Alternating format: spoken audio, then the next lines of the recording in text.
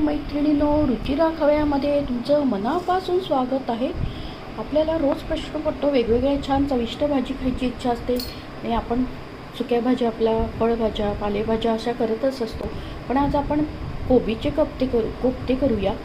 त्यासाठी लागणारे साहित्य: कोबी, आपण कांदा आणि टोमॅटो वाटून घेणार आहे आणि ह्याच्यात तिखट, हळद, धणे पावडर, गरम मसाला हे आणि लसूण, आलं आणि मीठ.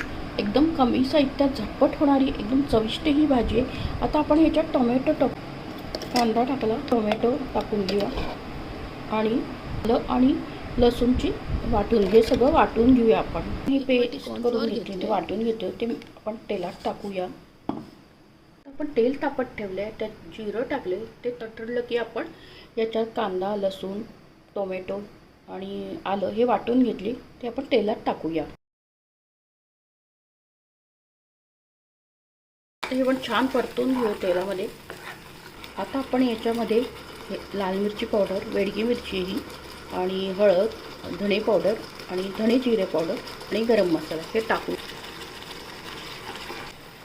आता चवीनुसार मीठ टाकूया. आता आपण कोफ्ते करायचं साहित्य बघूया. हे ना बारीक चिरून घेतलंय आणि 1 वाटी कॉर्नफ्लॉवर घेतलंय, अर्धी वाटी तांदळाचं पीठ घेतलंय, हिरवी मिरची, लसूण आणि कोथिंबीर वाटून घेतली, तिखट घेतले, हळद घेतले, मीठ आहे.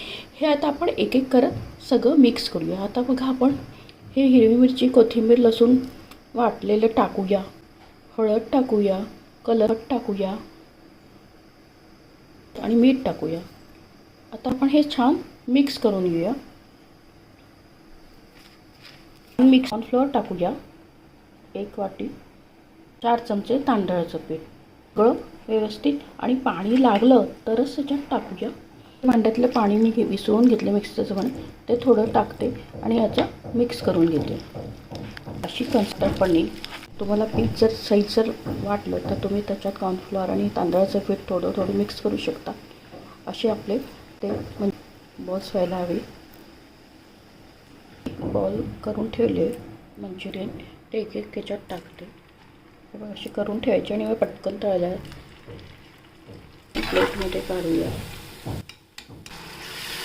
काही तेल सुटते आपण आपलं, त्याला छान उकळू द्यायचं. उकळू आल्यानंतर आपण हे केलेले हे कोफ्ते टाकूया त्याच्यात. आपण याच्यात उकळतानाच हे टाकायचे सगळे. हे कोफ्ते टाकले, ते पण छान फुलून आले. आता एकदम झटपट चविष्ट आणि काय आला असेल तर हे कोफ्ते एक छान आहे.